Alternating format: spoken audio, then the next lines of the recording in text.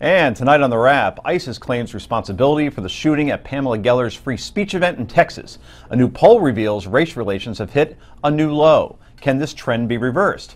Governor Mike Huckabee announces he is running for president. But will his pro-Christian message help or hurt his chances? We'll talk about that, plus potluck, yay or nay. This is The Daily Wrap, live from New York City.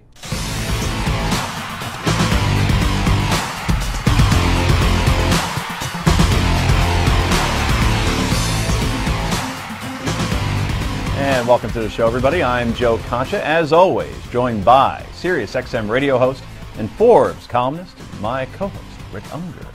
To his right, powerhouse attorney and poignant pundit. Pundit? Yeah, you're a pundit. There's a reason why we don't put those two words together. Heather Hansen is here. And finally, Newsmax contributor and editor of thewisdomdaily.com, Brad Hirschfield, is back. All right, well, lots happening tonight. Let's get right to the Daily Download.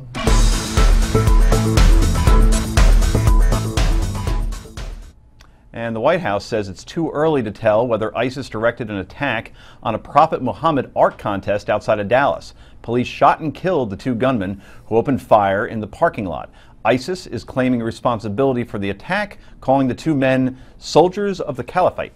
But the Obama administration says they've made no direct connection at this point. This is still under investigation by the FBI and other members of the intelligence community. To determine any ties or affiliations that these two individuals may have had with ISIL or other terrorist organizations around the world. So it's too early to say at this point. What we do know is we know that there are extremists around the globe, including some who are affiliated with ISIL, who are trying to capitalize on the opportunity that's presented by social media to try to communicate with individuals around the world, including inside the United States. Now, one official says it is possible, if not likely, that ISIS played an inspirational rather than an operational role in the attack. The FBI has been combing through the shooter's computers and phones in Phoenix. One of the gunmen, Elton Simpson, had been on the FBI's radar since 2006. He was convicted in 2011 of lying to agents about his desire to join violent jihadi in Somalia. The other, Nadeed Sufi, who left behind an 8-year-old son, had never been in trouble. His family, stunned. I'm thankful he did not kill anybody. And I don't blame the policeman that shot and killed him. He was just doing his job. But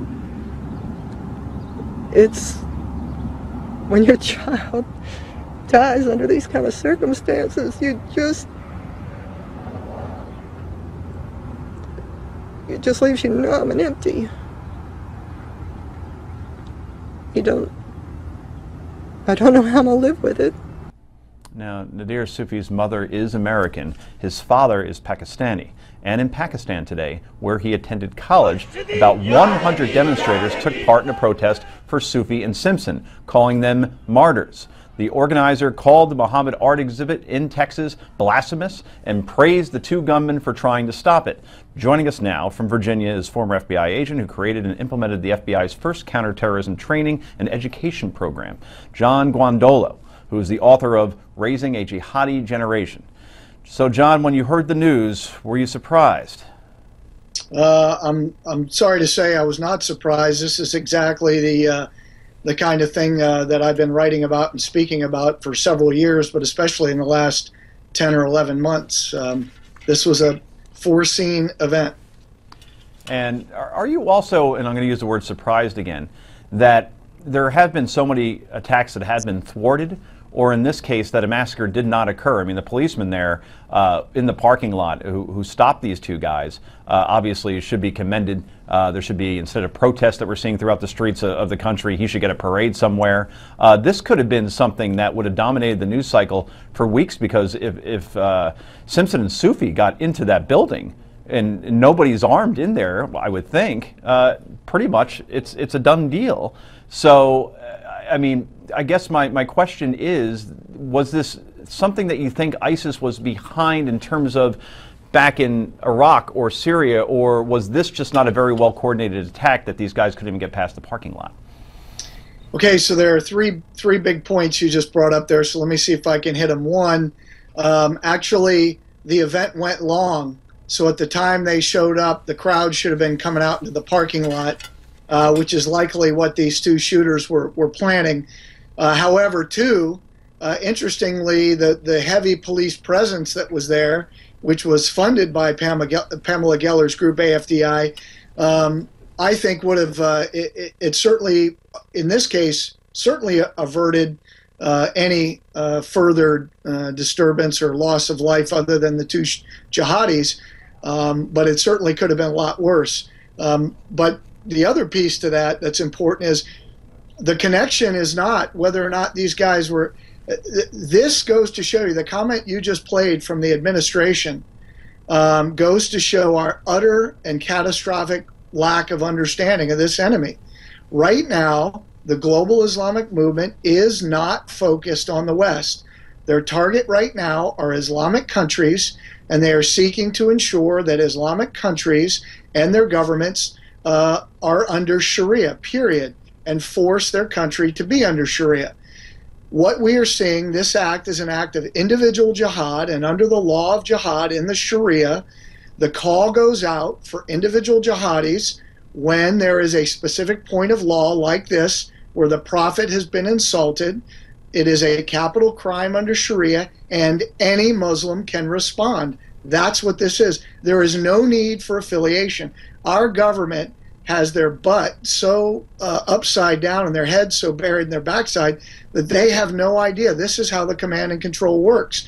It's the call for individual jihad goes out, and these guys responded. And the final point is these guys were from the Islamic Community Center of Phoenix, which is a Muslim Brotherhood organization because the property is owned by the Muslim Brotherhood Bank, the North American Islamic Trust.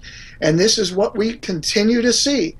The Fort Hood shooter, the Boston bombers, the Islamic Society of Boston, the Fort Hood shooter at the Darul Hijra and Falls Church, the 9/11 hijackers, and everyone in between, supported by Muslim Brotherhood Islamic centers and organizations across the United States, and the FBI and the government do nothing about it. It's absolutely preposterous. John, it's Rick Unger. I got to admit, I'm a little confused. I think what I heard the press secretary say is they thought there was a possibility that this was inspirational on the part of ISIL, not necessarily operational.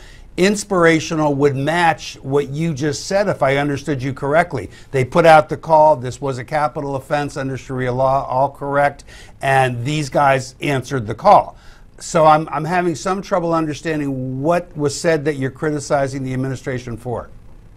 Well, two things. Number one, to say that they're inspired is not true. That's not to understand this. For the last, well, quite frankly, the last 6 to 8 years, even before the Obama administration, we have looked to identifying, and the common comment coming from the federal government is the Little Rock shooter, not tied to any terrorist group.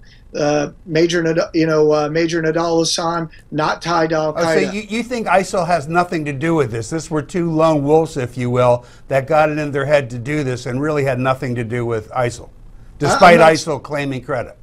Right. I'm not saying that. What I'm saying is, for us to have this conversation, we need to understand that the law of jihad and it's individual jihad. There's no such thing in the law of jihad as a lone wolf. It's individual jihad. And the law of jihad for individual jihad is that the call goes out and Muslims hear it and respond. And so these two heard it. They were in communication. Yes, they may have been, looking to ISIS for legal understanding of this situation. But what I'm saying is, when you use the word inspiration, it sounds like they're simply inspired. What I'm saying is the law is what it drove these two guys, and it's what's driving all these jihadis. So they're driven by law, not just by some ideological theme. John Guandolo, the author of Raising a Jihadi Generation, thanks so much for joining us. We appreciate your input. Well, thank you very much for having me. Have a good night. You too. Coming up next, a new poll says race relations just hit a lowest level in 2 decades. What will it take for the trend to be reversed? Stay right there. We'll be right back here on the Daily Wrap, only on Newsmax TV.